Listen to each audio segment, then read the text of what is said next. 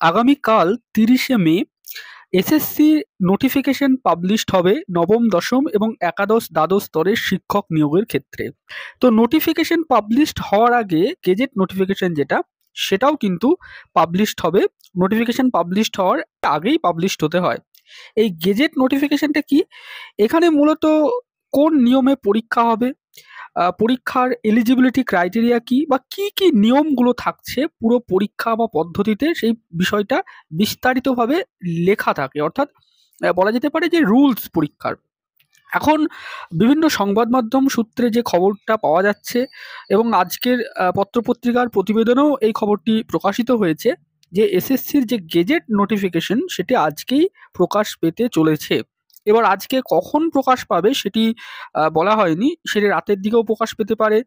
তো আজকে মোটামুটি প্রকাশ পেতে পারে এমনটাই পূর্বাভাস কিন্তু বিভিন্ন পত্রপত্রিকার প্রতিবেদন থেকে আমরা পাচ্ছি। এবার এরপরে আপনারা অনেকেই প্রশ্ন করেছেন যে তাহলে এক্সাম প্যাটার্ন, সিলেবাস, এলিজিবিলিটি এগুলো কি হবে? তো সেগুলো নিয়ে আমি আপনাদের সামনে বলছি। দেখুন, এখানে মূলত 4টি স্তরের নিয়োগ প্রক্রিয়া হবে। একটা হচ্ছে নবম, দশম, দ্বিতীয় হচ্ছে একাদশ, দ্বাদশ এবং 3 নম্বর হচ্ছে গ্রুপ সি, 4 নম্বর হচ্ছে গ্রুপ ডি। এবার 2016 সালের একটা নিয়ম ছিল এসএলএসটির, সেখানে নবম, দশম, একাদশ, দ্বাদশ, গ্রুপ সি, গ্রুপ ডির এক ধরনের নিয়মে পরীক্ষা হতো। তো এখন এই নিয়মটাকে পরিবর্তন করা হবে বলা হয়েছে। তো এইখানে যেটা পরিষ্কার, যতটুকু আমরা খবর বিভিন্ন মাধ্যম থেকে পাচ্ছি সেই বিষয়টা থেকে বলা যেতে পারে যে একটা রিটেন এক্সাম অবশ্যই হবে এবং সেটি হবে বিষয়ভিত্তিক এমসিকিউ। সেটি ওএমআর এর ওপরে হবে এবং আপনারা সকলেই জানেন যে এবার থেকে ওএমআর এর কার্বন কপি দিয়ে দেওয়া হবে প্রার্থীদেরকে, এমনটাও কিন্তু প্রস্তাবনা করা হয়েছে। সেই বিষয়গুলোও সংবাদ মাধ্যম থেকে আমরা জানতে পাচ্ছি। এক্সাম প্যাটার্ন এমসিকিউ একটা বিষয়ভিত্তিক পরীক্ষা হবে, সেটি কত নম্বরের হবে সেটি কিন্তু পরিষ্কার করে বলা যাচ্ছে না। এরপরে যেটা থাকবে সেটা হচ্ছে ইন্টারভিউ। অর্থাৎ ইন্টারভিউ কিন্তু থাকছে মূলত 2016 পরে 2020 সালের দিকে একটা গেজেট নোটিফিকেশন এসএসসির পাবলিশড হয়েছিল, সেখানে ইন্টারভিউ তুলে দেওয়া হয়েছিল, একাডেমিকও তুলে দেওয়া হয়েছিল। তো এখন মূলত ইন্টারভিউটাকে ফিরিয়ে নিয়ে আসা হচ্ছে আবার, এমনটাই আমরা বিভিন্ন মাধ্যম থেকে খবর পাচ্ছি যে ইন্টারভিউ থাকছে। কাউন্সিলিং বিষয়টাকে আবার ফিরিয়ে নিয়ে আসা হচ্ছে। প্রার্থীদের যে মাল্টিপল র্যাঙ্কিং হতো আর কি, বিভিন্ন ক্যাটাগরিতে তারা মেধা তালিকায় থাকতেন, সেই বিষয়গুলো অ্যাজ ইট ইজ রাখার ব্যবস্থা চলছে। এবার আরেকটি গুরুত্বপূর্ণ বিষয় যে একাডেমিক বিষয়টা থাকবে কি থাকবে না।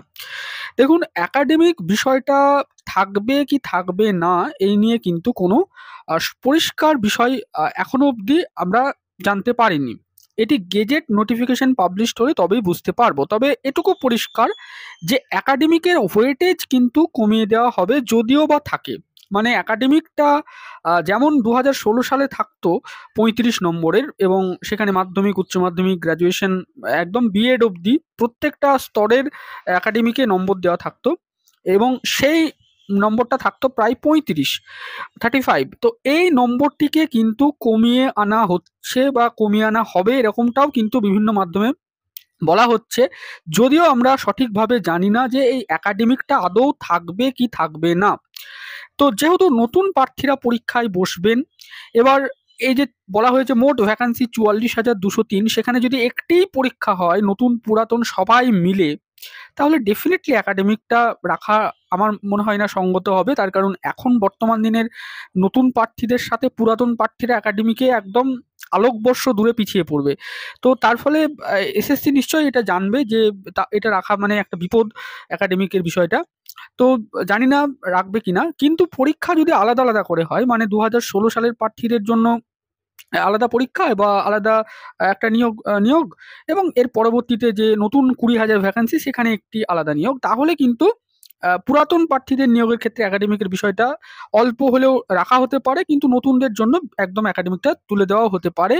এমনও বিভিন্ন মাধ্যমে কিন্তু খবর শোনা যাচ্ছে, যদিও কোনটা সঠিক আমরা জানি না, এটা গেজেট এলেই পরিষ্কার বলা যাবে। এর আর একটা লাস্ট যেটা বিষয় সেটা হচ্ছে টিচিং এক্সপিরিয়েন্স। দেখুন, মাননীয় মুখ্যমন্ত্রী তিনি 27শে মে নবান্নে যে সাংবাদিক বৈঠক করেছিলেন এই এসএসসির নোটিফিকেশন পাবলিশড সংক্রান্ত বিষয়ে, সেখানে তিনি বলেছিলেন যে 2016 সালের যে সমস্ত প্রার্থীরা এই পরীক্ষায় বসবেন তাদের যে শিক্ষকতার অভিজ্ঞতার ভিত্তিতে তাদেরকে কিছু ছাড় দেওয়া হতে পারে। এক কথায় বলতে গেলে কিছু নম্বরের বিষয়টা তিনি বলেছিলেন, যে টিচিং এক্সপিরিয়েন্সের নম্বরের পার্টটা। তো এরপরে বিভিন্ন মাধ্যম থেকেও জানা যাচ্ছিল যে টিচিং এক্সপিরিয়েন্সের নম্বর একটা রাখা হতে পারে, কিন্তু আদৌ সেটি গেজেট নোটিফিকেশনে থাকবে কিনা সেই নিয়ে কিন্তু সঠিকভাবে কোনো তথ্য পাওয়া যাচ্ছে না। অনেকেই বলছেন থাকবে কিছু শতাংশ নম্বর, সেটা কত সেটা জানি না। ম্যাক্সিমাম সেটা 10 হতে পারে, মিনিমাম 5 এরকম শুনছি অনেকের কাছেই, কিন্তু সঠিক কত সেটাও জানি না, এবং আদৌ সেটা থাকবে কিনা সেটাও জানি না। এবার এই টিচিং এক্সপিরিয়েন্সের বিষয়ে কারা নম্বর পাবেন? যারা সব ইন সার্ভিস তারা প্রত্যেকেই পাবেন, না শুধু 2016 প্রার্থীরাই পাবেন, এমনটাও কিন্তু কোনো জানা যায়নি। এবার এই বিষয়টা টিচিং এক্সপিরিয়েন্সের পার্টের বিষয়টা কিন্তু কোর্টের কেসও হতে পারে এই বিষয়টা নিয়ে, সেটা আগেই আপনাদেরকে আমি গতকালকের একটি ভিডিওতেই বলেছিলাম।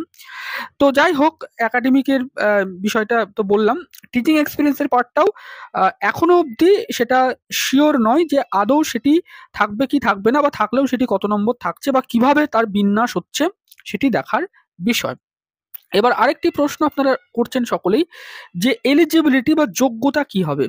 দেখুন, নবম দশমের ক্ষেত্রে যে যোগ্যতাটা থাকবে সেটা হচ্ছে আপনাকে গ্র্যাজুয়েশন হতে হবে এবং সাথে বিএড কমপ্লিট থাকতে হবে, এমনটাই কিন্তু যোগ্যতা মান থাকে। এবার নবম দশমের ক্ষেত্রে গ্র্যাজুয়েশনে 50% নম্বর থাকতে হবে। যদি গ্র্যাজুয়েশনে 50% নম্বর না থাকে তাহলে মাস্টার ডিগ্রিতে 50% নম্বর থাকলেও হবে। আর আরেকটি বিষয়, এখানে অনেকেই বলছেন যে মাদ্রাসাতে যেটা করেছিল যে নবম দশমে অনার্স পাস মিলিয়ে 50% নম্বর ধরা হয়েছিল। এক্ষেত্রে কি মাদ্রাসার মতো এসএসসিতেও তাই হবে? আমার মনে হয় না এসএসসিতে তাই হবে। এসএসসিতে অনার্সে 50% নম্বর থাকলেও আমার মনে হয় আপনারা বুঝতে পারবেন, এমনটাই কিন্তু আমার যেটা ব্যক্তিগত অভিমত। যদিও গেজেট আসলে ডিটেলস জানা যাবে।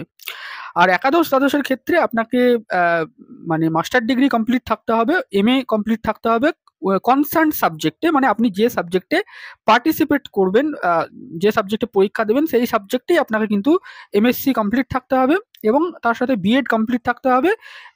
এটা হচ্ছে একাদশ দ্বাদশের বিষয়। গ্রুপ সিতে মাধ্যমিক পাস লাগবে। সেক্ষেত্রে গ্রুপ সিতে কম্পিউটার দক্ষতা বা কম্পিউটার সার্টিফিকেট এরকমটাই কিন্তু শুনেছি, এখনো জানি না গ্রুপ সিতে কম্পিউটারটা বাধ্যতামূলক থাকবে কিনা। আর গ্রুপ ডিতে অষ্টম শ্রেণী পাস, মানে মাধ্যমিক পাস ধরুন, ওখানেও তাই। তো এই হচ্ছে বিষয়। এবার গ্রুপ সি গ্রুপ ডির জন্য পরীক্ষা পদ্ধতি কেমন হবে? গ্রুপ সির জন্য আগে যেটা ছিল একটা রিটেন এক্সাম হতো, এরপরে টাইপিং টেস্ট হতো। গ্রুপ ডির জন্য একটা রিটেন এক্সাম, ইন্টারভিউ এরকম হতো। এখন বর্তমানে তারা কি করবে সেটা এখনো অবধি জানি না। এবং গ্রুপ সি গ্রুপ ডির নোটিফিকেশনটা বলা হয়েছে একটু পরে আসবে, একসাথে নয় টিচিং এর সাথে। তো সেটাও দেখার বিষয়। অন্যদিকে আরেকটি বিষয়, যে প্রিলিমিনারি এক্সাম হবে কিনা, এই বিষয়টা অনেকেই জানতে চাইছেন যে প্রিলিমিনারি এক্সাম হবে কিনা। দেখুন, প্রিলিমিনারি এক্সাম হবে না এমনটাই কিন্তু খবর বিভিন্ন মাধ্যম থেকে আমরা পাচ্ছি। যদিও দেখুন, পাচ্ছি মানেই যে সঠিক তা নয়, নানানজন নানান কথা বলছেন।